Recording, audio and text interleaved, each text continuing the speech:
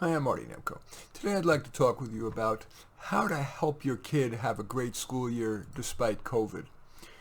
For many kids, it's a double whammy. It's been a year of remote instruction, often only part day, and now kids face a year of in-person instruction impeded by masks and social distancing. How can a parent help ensure a good school year? Of course, every kid and parent are different, but one or more of the following should help. First, should you boost your child's social skills? Do you need to reteach or teach, for the first time maybe, social skills and the art of communication? For example, there's how to start a conversation. There's the primacy of usually preserving or enhancing a person's self-esteem, and moderate assertiveness, like getting your kid to invite another kid to the house after school or on weekends. By the way, I wrote an article recently that it's written for adults, but it may be useful to you as you're working with your kid and trying to get him to be a better communicator.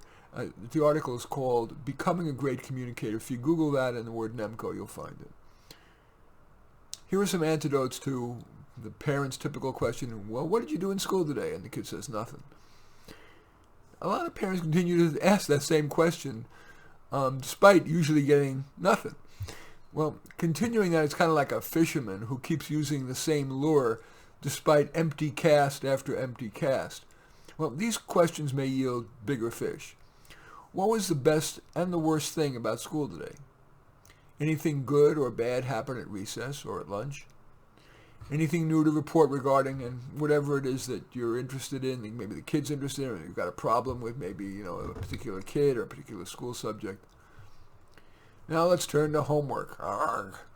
One of parents' age-old burdens is getting their child to do homework. Well, the following dialogue includes kids, common ploys, and a parent's possible response. Parent says, it's time to do your homework. The kid says, I don't have any. And you roll your eyes, the kid's got homework. Almost always gets homework. And, the parent gives kind of a school marmy but impish look, kind of like this. And by the way, this is the first of a number of examples where the parent's firm, but leavens that firmness with humor. The kid says, do I have to? The parent says, well, what do you think? Again, not confrontational. It's firm, but it's playful. The kid says, why?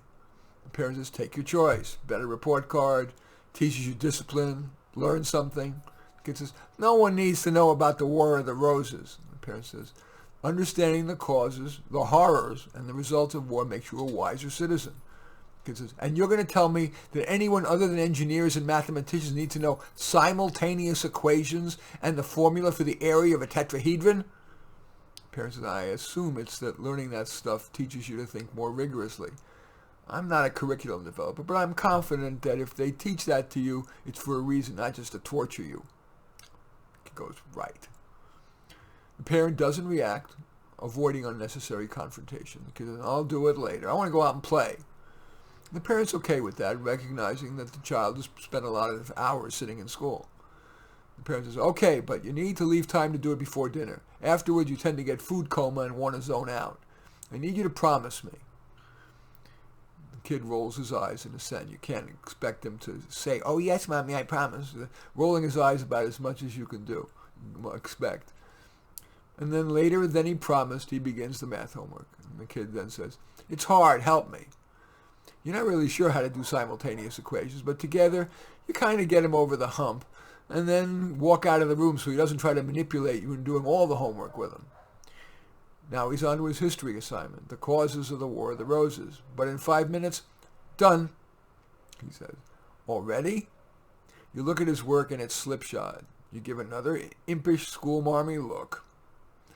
Then you say, do you want to rip this up or you want me to? Again, playful but firm. And the parent might continue, even if you could get away with crappy work, you want to be a kid who prides himself on quality. The kid sighs, after dinner, and the parent says, fair enough, can't be too rigid about these things. Now let's turn to enrichment or tutoring. Today's classes tend to be mixed ability. Kids of wide range of ability are in the same class, and that can limit the amount of appropriate level instruction that your child gets. so it can fall on you to supplement with enrichment or tutoring. One-on-one attention is a potent tool for both academic and personal growth, as well as for fun and pleasure. Some parents can provide that kind of one-on-one work well with their kids, but if not, hiring can be a wise investment. Often it needn't be expensive. For example, a neighbor who is a kind, say, older student is convenient and usually low cost. Such a person might also be an enricher. For example, let's say your child is interested in psychology, since the text version of this is going to be on psychology today. The person, or you of course, and your child might watch and discuss psychology-related videos. One example is there's a TED Talk on the adolescent brain. That's something that I would imagine a lot of adolescents might be interested in. Of course, there's group enrichment, from ballet to soccer, piano lessons to karate lessons. Consider building on your child's strengths and interests rather than insisting on well-roundedness. For example, some kids gravitate to playing music while others are pained at it and painful to listen to. After a trial, collaboratively reassess. Should you stay the course for a while or move on to the next experiment in extracurriculars? And finally, should you have an early conversation with your child's teacher?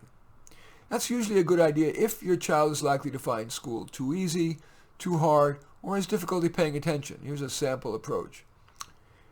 Even before the COVID remote instruction year, my child has had some trouble paying attention. He's quite bright and gets bored easily, and he's one of those active boys. I want to be a good partner with you, the teacher, of course we're talking about here, with you in my child's education, and I'm wondering if you have any suggestions. That approach doesn't make the teacher feel like you're a pushy parent, yet likely will encourage the teacher to take more notice of your child's needs, as well as maybe offer suggestions to you.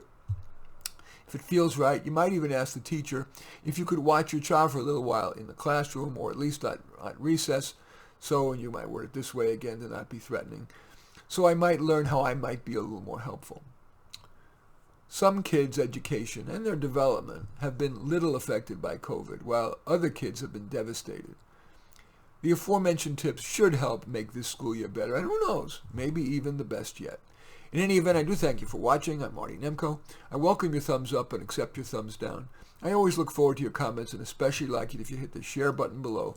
Share on your social media so that my efforts have broader impact. And I am flattered if you choose to subscribe to my channel. In any event, I do thank you for watching. I am Marty Nemko.